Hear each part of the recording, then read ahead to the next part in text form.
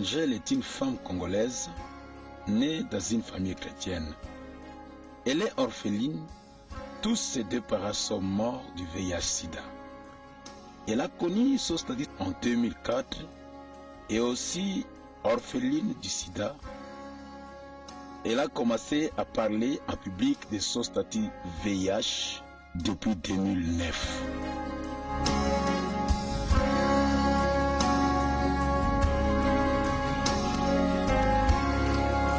J'ai connu mon statut sérologique par hasard. C'était en 2004. Moi-même, j'avais demandé ces tests. C'était lorsque je faisais mon stage à l'hôpital, quand j'ai terminé mes études à sciences infirmières. J'ai demandé moi-même ces examens à un docteur qui était mon ami. Il a fait mes examens. En moi-même, j'étais convaincue d'avoir un résultat négatif. Malheureusement pour moi, c'était positif. C'était un choc pour moi ce jour-là. Je n'étais pas préparée pour un résultat positif. Quand je vis que mon résultat était positif, je ne pouvais plus parler à ce docteur. Je suis sortie de son bureau et je suis partie. J'avais les larmes aux yeux. J'ai regretté une chose. Le fait que j'avais beaucoup travaillé pour pouvoir gagner ma vie. Et que là, je venais de tout foutre à l'air avec ces résultats positifs.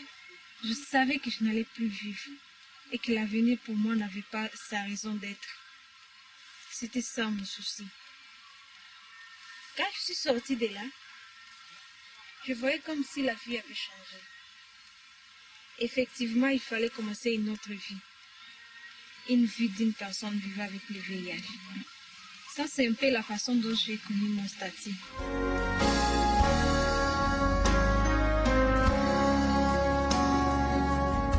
Seulement une semaine après le test, je suis tombée malade. Pas parce que j'étais malade, mais j'avais peur. C'était vraiment une maladie psychologique. Je craignais déjà ce qui m'attendait. Je savais que j'étais séropositif et qu'une personne séropositive allait avoir beaucoup de problèmes dans la société. Et c'était ça ma crainte. J'étais tombée malade, je suis partie à l'hôpital. On m'a fait soigner, je suis rentrée. Il n'y avait rien, mais la maladie était là.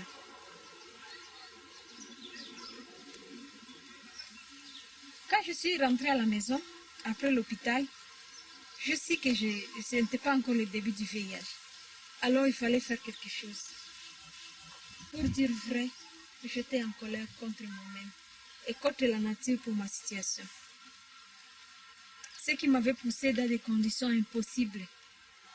Peu de temps après, j'ai commencé maintenant à manifester les signes de la maladie.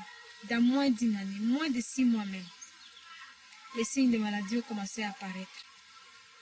J'ai commencé à maigrir, j'avais perdu beaucoup de poids. Quand j'ai compris que ça n'allait pas, il fallait trouver de l'aide.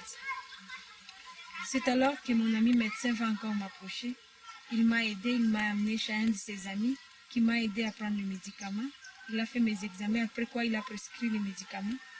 J'ai dû payer 350 $ à l'époque pour une cure de 5 mois, parce qu'il n'y avait pas de médicaments gratuits. Je suis rentrée à la maison et en revenant, on est passé chez le docteur pour pouvoir rester un peu avec lui. Quand on est venu chez lui de retour, on est assis chez lui, il a commencé à me parler de la parole de Jésus. Il m'a parlé de Jésus en disant c'est Jésus qui m'aimait et que Jésus était toujours avec moi malgré ce que je suis en train de traverser. Il passait son temps à pouvoir me parler de beaucoup des histoires de la Bible. J'ai essayé de l'écouter parce que j'avais besoin de l'aide, de n'importe quelle aide à ce moment-là. Il m'a donné une Bible, un carnet, et puis il m'a demandé de pouvoir passer chaque fois pour la méditation ensemble avec lui. Et je l'ai fait 1 ou 2 fois.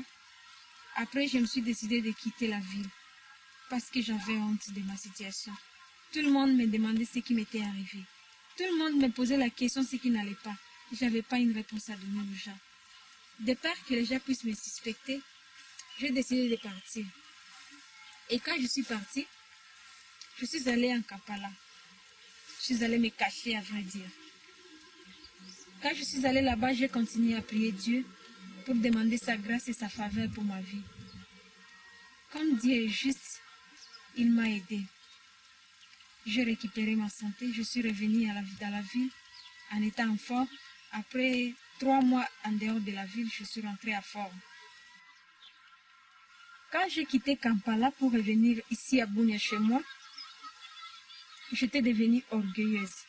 Je me suis relancée dans mes activités comme d'habitude et j'ai recommencé à coller avec mon ancienne vie.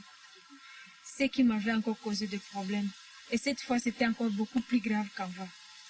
Dans l'entretemps, j'avais trouvé aussi un travail. J'ai commencé à travailler, mais 1 mois à peine après mon travail, j'avais fait une rechute impossible. Il fallait partir à l'hôpital. J'avais des douleurs partout. Alors de douleurs, je ne sais pas comment je pouvais dire, si c'était la tête ou les pieds ou je ne sais pas quoi qui faisait mal. C'est partout, sur tout mon corps, j'avais des douleurs. Cette fois, j'avais beaucoup souffert, ça je le sais. Et c'était la dernière fois cette souffrance. Quand j'étais à l'hôpital, je continuais à prier Dieu. Je dis Seigneur, je sais que je n'avais pas tenu ma parole. Quand je t'avais demandé pour la première fois de me guérir, tu l'as fait. Tu m'as redonné ma santé et je suis devenue encore beaucoup plus belle, beaucoup plus forte.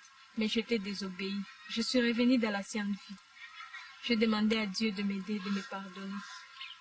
Avec sa grâce, il m'a encore accordé son pardon.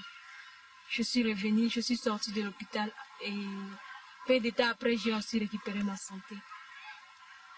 Et j'ai commencé cette fois la vie à respecter la parole de Dieu.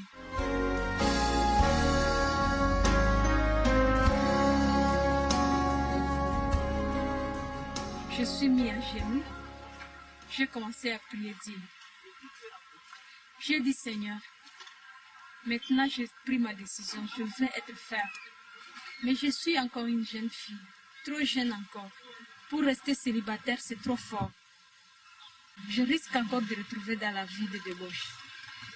Et comme je veux peur de retourner dans l'ancienne vie de débauche, je suis retournée aux genoux. J'ai commencé à prier Dieu et je lui ai dit mon problème. Il fallait trouver un homme, il fallait que je me marie pour pouvoir oublier cette vie et ne plus jamais retourner. Mais qu'est-ce que je devais faire? Je suis séropositif. Presque toute la ville le savait. Mes amis le savaient. Il n'y avait rien à cacher parce qu'avec tout ce que j'avais traversé pendant la maladie, les gens pouvaient déjà imaginer. Je me suis dit, Seigneur, si c'est possible, donne-moi un homme. Quel que soit son état, mais si ça vient de toi, je vais accepter. C'est ainsi que Dieu va me donner aussi un mari. C'est une longue histoire à expliquer. Le 16 avril 2011, Angèle fut mariée à Patrick. Un mariage très spécial car c'était le tout premier de ce genre. C'est-à-dire, c'est la première fois qu'une église puisse se marier et couple avec un état sérologique discordant et qui soit connu de tout, une chose qui n'a pas été comprise par la majorité.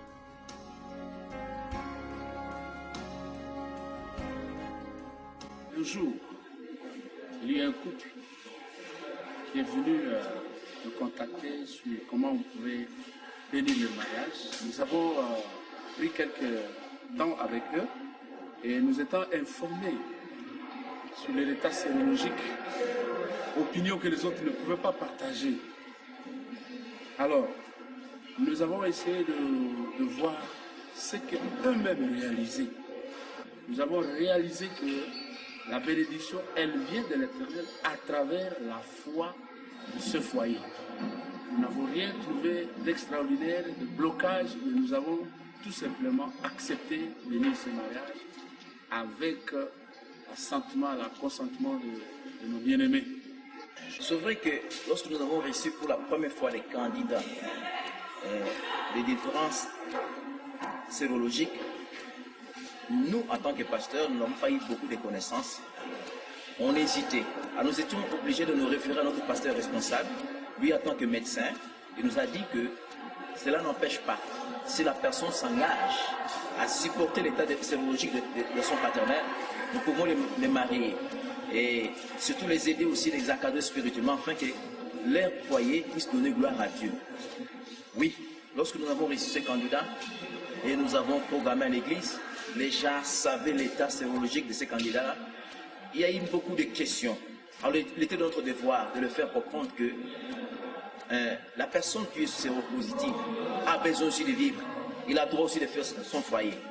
Mais s'il y a une personne qui consent lui prendre en charge un mariage, c'est question que son partenaire puisse savoir comment vivre avec cette personne-là. Alors nous ne pouvons pas leur refuser ces droits-là. D'ailleurs, notre pays dit que nous ne pouvons pas faire la discrimination aux gens qui sont séropositifs. Alors c'est un devoir pour nous de les aider. C'est pour cela que nous avons fait comprendre à l'église qu'il n'y a pas question de refuser, nous pouvons les faire marier. Ils sont des gens qui ont crié en Jésus-Christ. Ils ont droit aussi de jouir de ces bonheurs du mariage, qui est un don de Dieu. Alors c'est pour cela que nous les avons fait marier. Seulement, tout ce que je sais, c'est que Dieu m'avait donné ce temps. Malgré les difficultés qu'on a traversées jusqu'au mariage, je suis mariée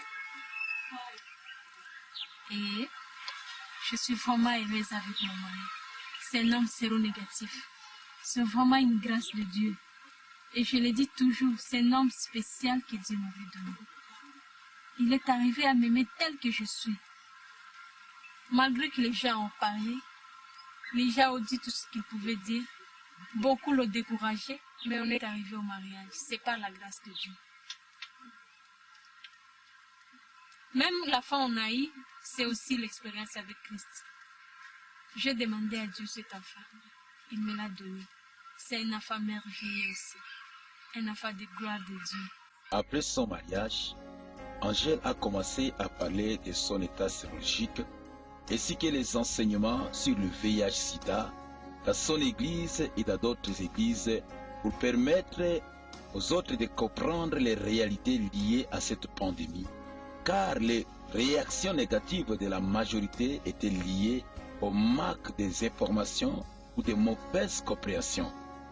Un ministère qui vient de naître et qui continue sa marche jusqu'à ce jour. Aujourd'hui, je passe ma vie à pouvoir aider les gens qui sont séropositifs comme moi. Ils sont beaucoup et ils ont besoin de l'aide pour les aider à traverser ces moments difficiles.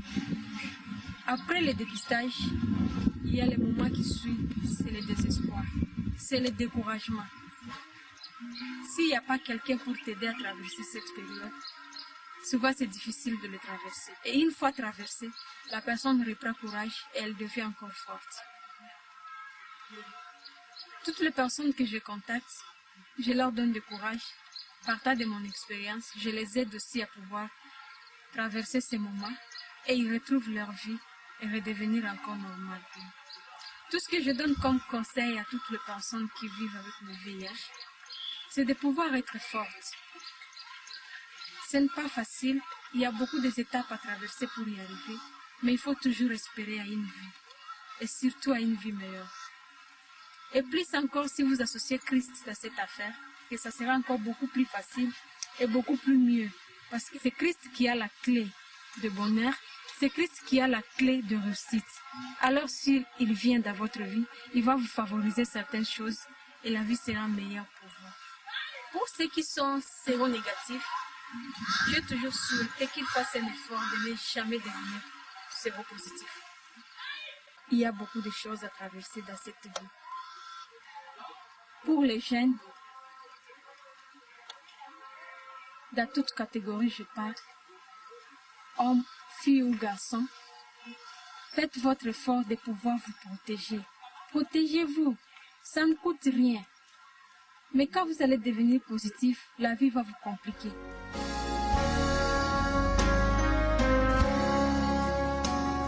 C'est d'abord connaître leur statut VIH, le dépistage du couple. S'il s'avère qu'ils ont le problème du VIH dans leur couple, alors ils doivent veiller chaque fois à planifier leur grossesse sous le conseil de leur médecin. Après avoir décidé pour la grossesse, ils doivent aussi décider pour le mode d'accouchement à moindre risque et ce qui soit aussi accessible pour eux. À part décider le mode d'accouchement, Le couple doit aussi décider pour l'alimentation de leur enfant, qui soit aussi à moindre risque pour l'enfant et qui soit aussi accessible pour ce couple. Le couple doit aussi accepter et respecter tout le traitement prescrit pour leur suivi avant, pendant et après l'accouchement. Enfin, ils doivent respecter les dosages et les prises de ce médicament. D'une façon normale, ce qui peut rendre ces choses faciles pour un couple quelconque, c'est d'abord l'amour réciproque. À part l'amour réciproque, il y a aussi la compréhension mutuelle, la collaboration parfaite et enfin l'engagement sincère pour protéger leur enfant. S'il n'y a pas ces choses-là, je pense qu'il y aura toujours des difficultés pour arriver à bien faire la prévention de la transmission du VIH de la mère-enfant dans ces couples où il y a déjà le problème du VIH-Sida. Pour les jeunes, quand je parle de protégez-vous, c'est qu'il faut faire un effort d'observer les pratiques saines, dont voici les éléments.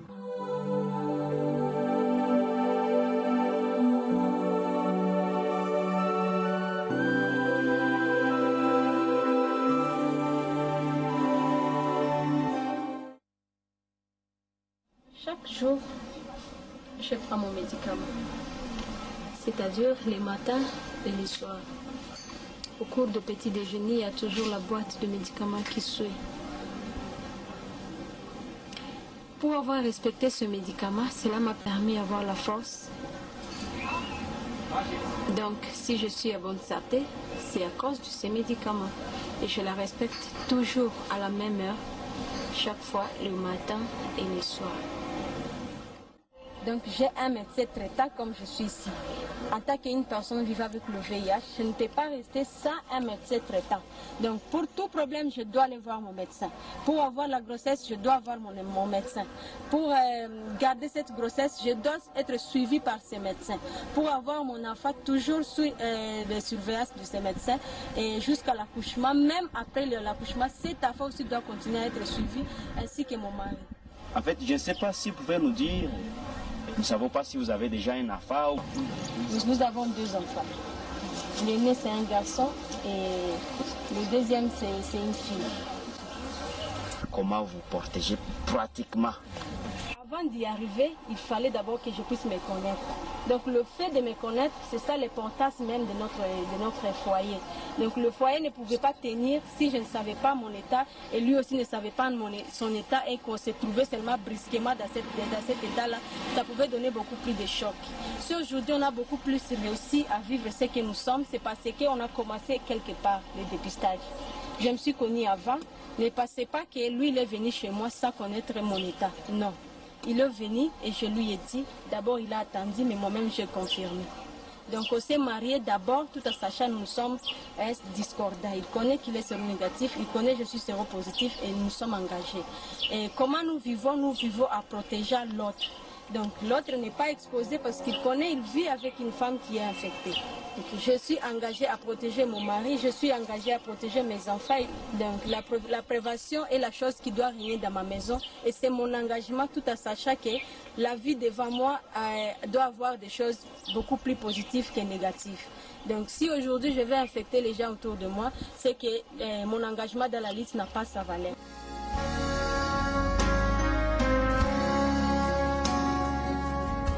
Pour s'assurer de la prévention de la transmission à nos enfants, nous commençons chez le médecin, c'est-à-dire nous commençons par faire les différents examens. Après quoi, si le médecin autorise la grossesse, c'est alors que nous allons maintenant planifier la grossesse. Pendant la grossesse, nous commençons le suivi jusqu'après l'accouchement.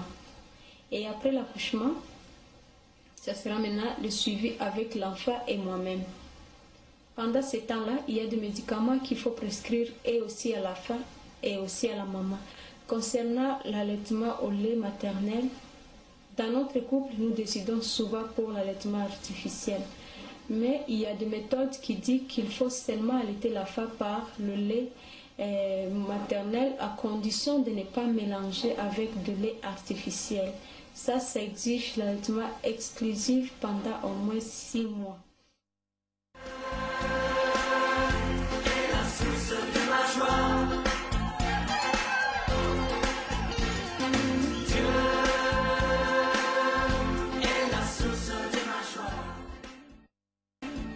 Partant de son expérience, Angel exhorte les autres personnes séropositives à avoir le courage de vouloir dire la vérité concernant leur sérologie à une ou plusieurs personnes selon le choix de chacun.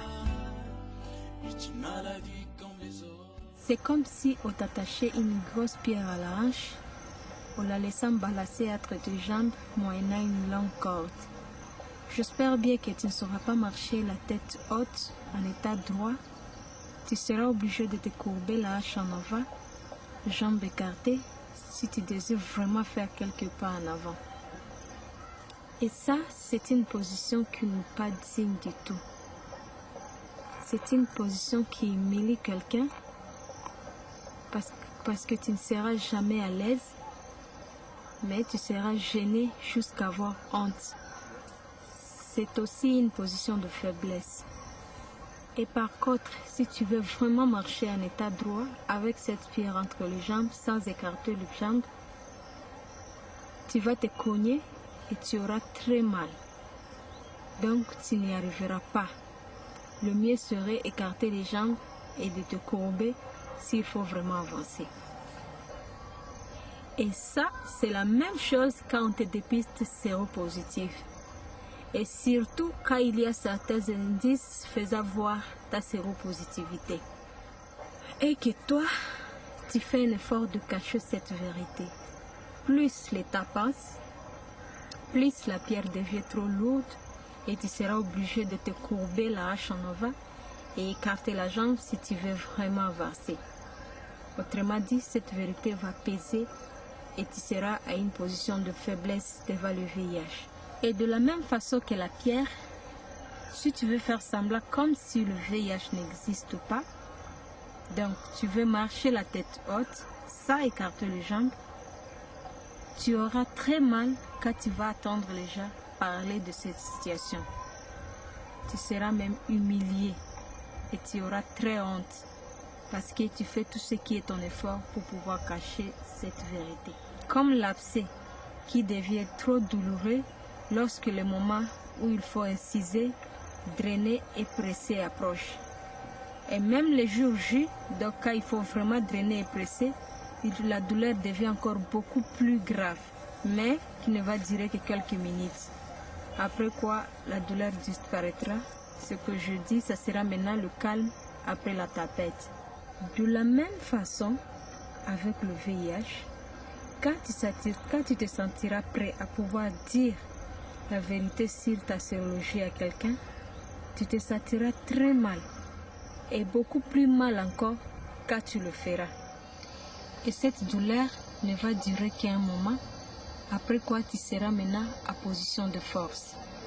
Donc, parler de ta séropositivité, dans la plupart des cas, semble quelque chose de plus grave et de plus douloureux au début. Mais à la fin, la personne se sentira mieux et sera en position de force. Et si aujourd'hui le VIH est beaucoup plus puissant, c'est parce que nous sommes en train de garder silence à propos. Les gens ne veulent pas parler. Quelqu'un qui en a ne peut pas dire à la deuxième personne.